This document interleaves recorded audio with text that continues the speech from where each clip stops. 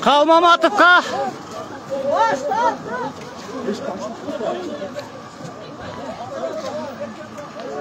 Қалмаматовқа Бақыт Қалмаматовты 2 айға кесілді.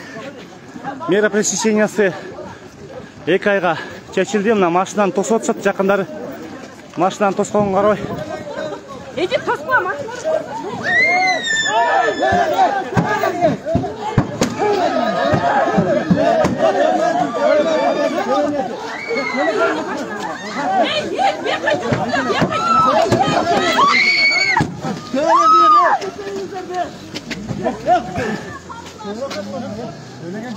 Şöyle atmayın bunu. Kalktı söyleyince. Öyle ne bu tume?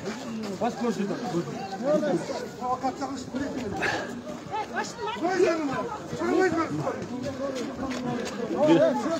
Бақытбек Қалмаматовтың бір тарапташын бұтын төлеп кетті.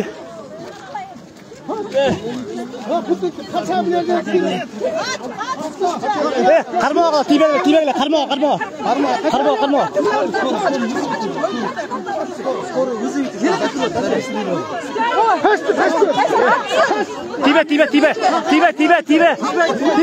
Тибе.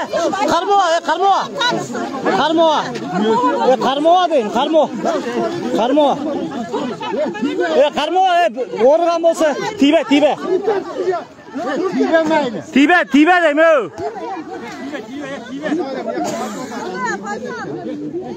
Скорый.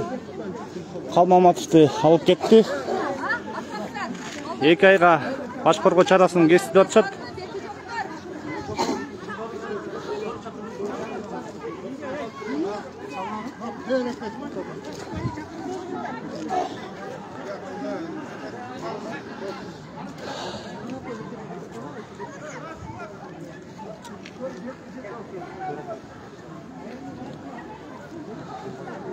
Бақытбек Қалмаматовтың тарапташтары машинаның алдын тосқанға hareket kılıştı, бірақ машина қатты жүріп баратып, bir butun kыздың bir butun чекесін төөлеп кетті.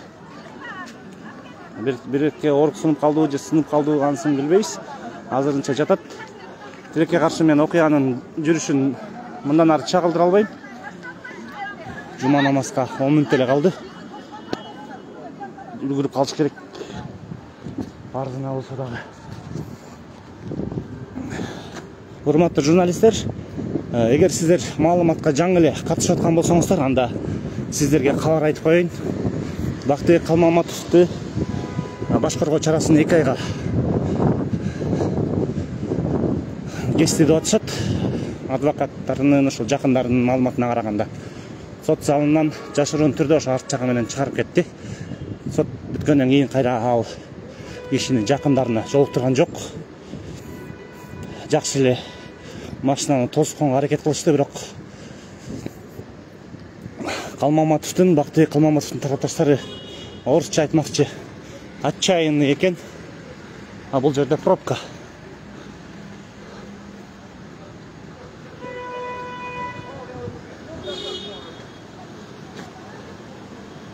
Машинада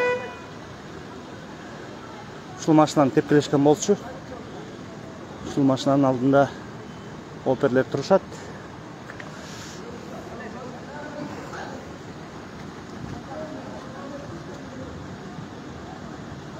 Ушул жерден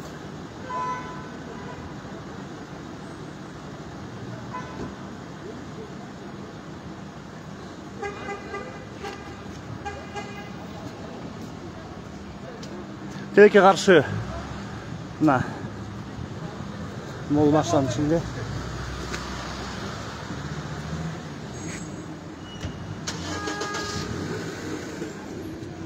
Тилекке каршы мен окуянын жүрүшүн дальше тарта албайм. Мындан ары гаишниктер биз эми машинанын үстүнө жатмак белек.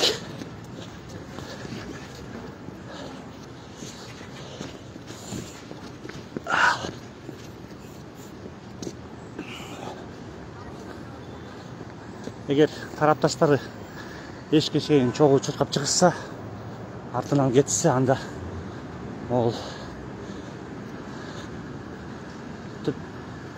пробка деп айтмакчы жерден алып калышмак экен. Бирок бул мыйзамга каршы иш катары бааланып калышы мүмкүн.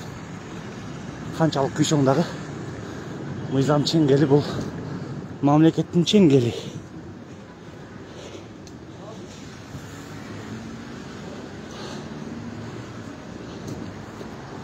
Ал киши машинасы кайрылып кеттир, эми чыкты. Урматтуу тарапташтар, Бактыбек Алмаматовдун тарапташтары. Ушул менен эфирди жыйынтыктай берейин. Биздин мамлекетте чындап эле балким төбөлдөрү, бийлик төбөлдөрү адилеттүүлүктөн тайдыбы деген ойго барып кептелгенден башка аргабыз жок. Себеп дегенде сот залынан чыгып баратып Бактыбек Алмаматов ушул сөздөрдү айтты. Хан адилеттүүлүктөн тайды, мындан ары алардын башкарганга укугу жок, моралдык укугу жок деди.